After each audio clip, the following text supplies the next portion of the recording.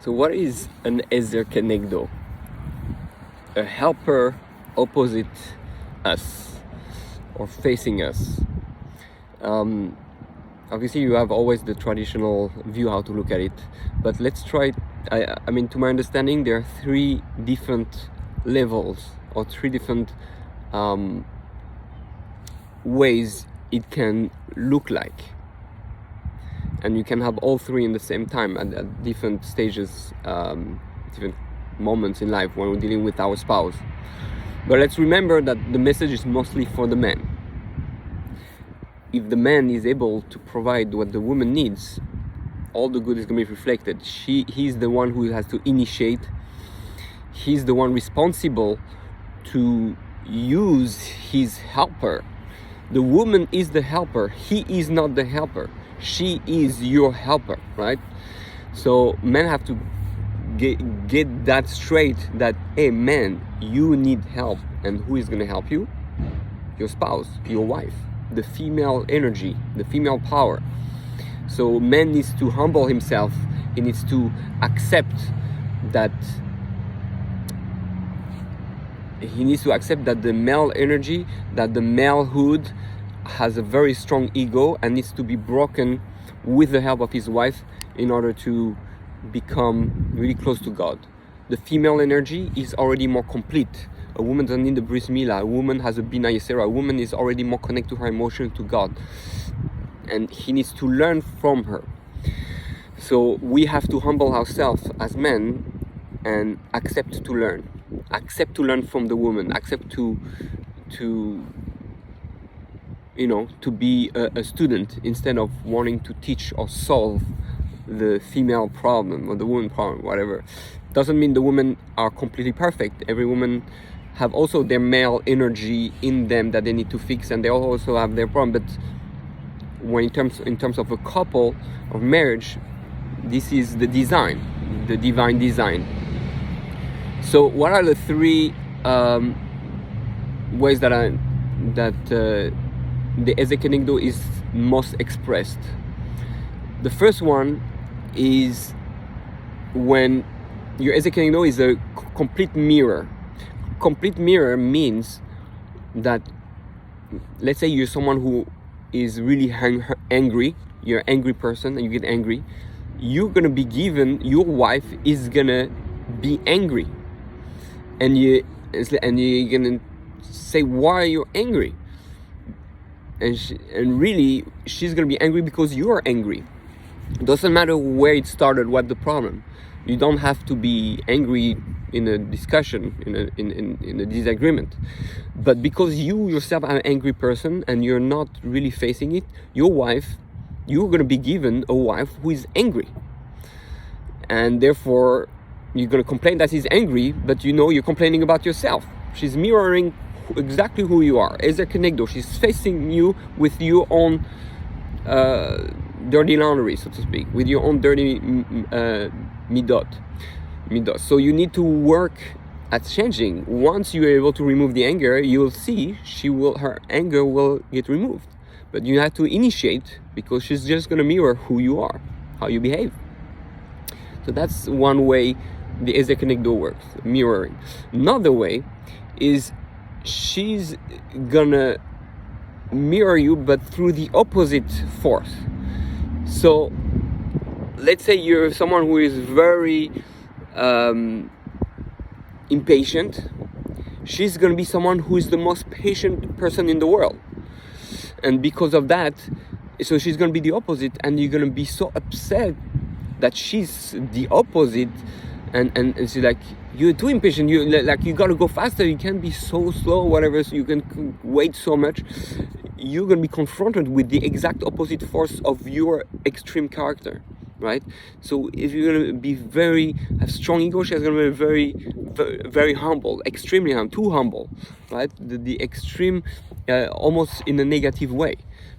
So if you're too giving or giving too much in a way that is negative, she's going to be super stingy.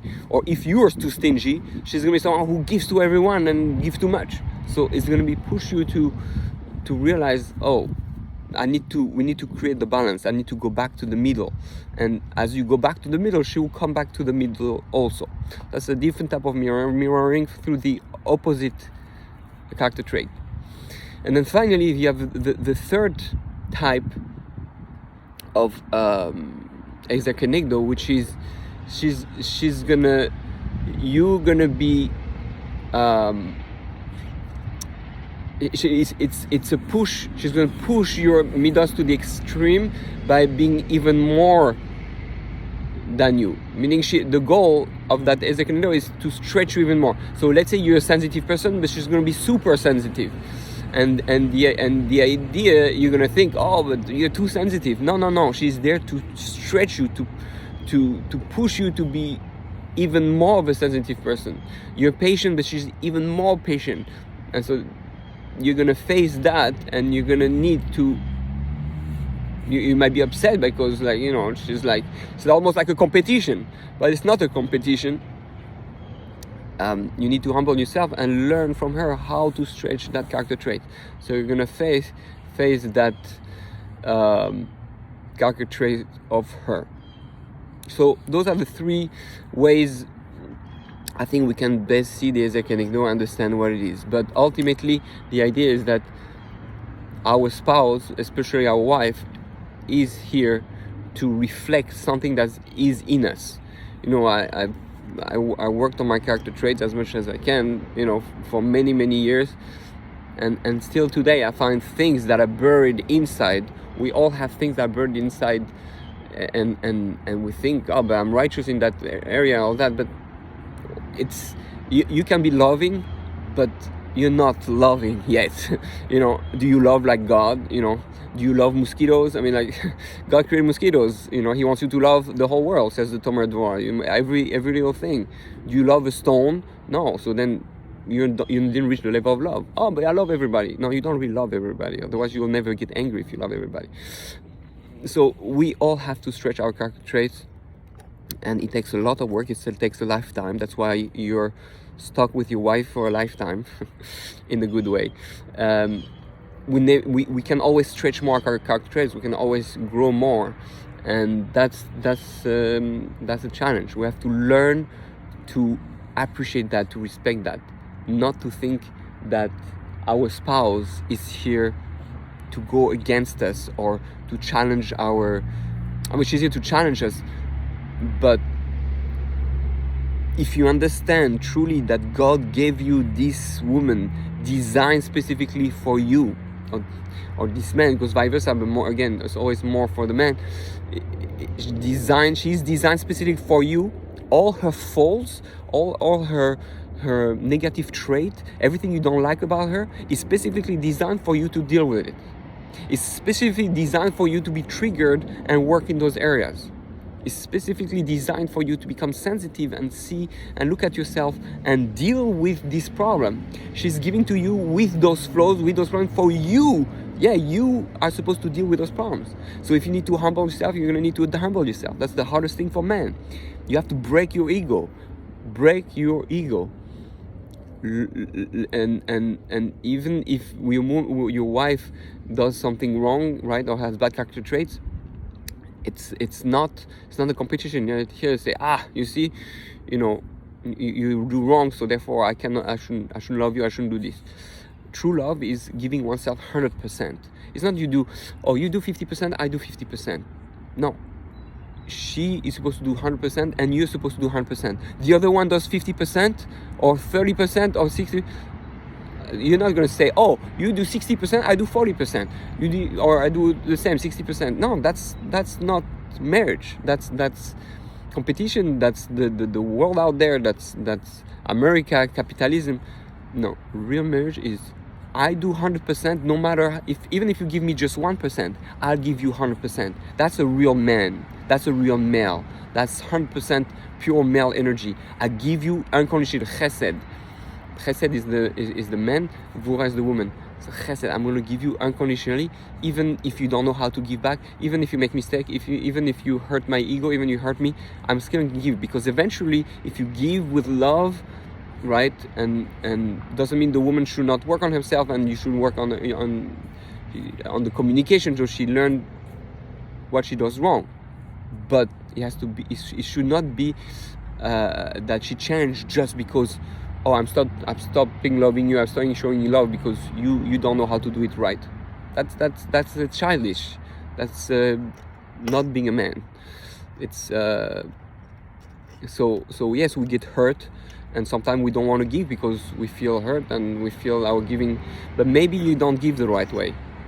Maybe you think you give and you think you're so smart and you think you don't need to check with the rabbi or with the social worker or the therapist or whoever is guiding you. But believe it or not, most of the time,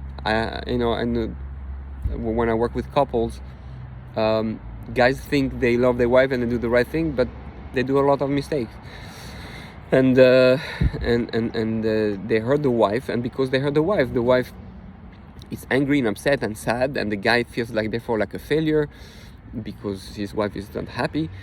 Men who don't see their wife happy are angry and upset, and they don't want to give up their wife because they feel they've failed. So they're angry really at themselves, and they put that anger, they project it on their wives. So understand, if your wife is unhappy, complaining, angry, don't look at it as a failure of yourself. Don't be angry at yourself. You make mistake, yes, you have to work at it, but don't use that as an excuse to be angry and upset, and then to throw that back at your spouse, because God created her to help you. Use her properly. Don't abuse her. Use her and take advantage of it. So it's the greatest gift you were given. It's your wife. So you might not see it now when you're angry, when you're upset, when you're frustrated. But the truth, if you go deep down, we all know that's true. We all know that's Hashem doesn't make mistake. He made you meet that person, and there's a reason you're with that person is to work on those character traits and to learn to love unconditionally and do the effort. You do the effort. If you just listen to my video and and just listen to a book once in a while, that it's not enough. You got activity. Okay, I'm gonna. Why is she like that? What did I do wrong? What is she mirroring? Let me learn from that. Let me not be like that. Let me change. And I really, at the end of the day, the first thing that men does is they stop communicating. They stop showing love. That's the worst thing you can do. Women need love, and you're not gonna get better. You're not become a better man if you think another marriage is gonna get better because, she's not much like that. Every woman comes with a package of flaws specifically designed for you to deal with. Because read those flaws, right? If really she's your wife, right? She's your soulmate, which most of the time it is. So she's your soulmate. So therefore, she's you. Therefore, the package she comes, it's your package, right? You created that in a previous life, and now you have to deal with it. Oh, but it's not directly in you because although you hide it from yourself, so now you have to face it. So that's, I believe, the true, deeper meaning of Ezer Kenegdo. So don't Facebook, but face yourself.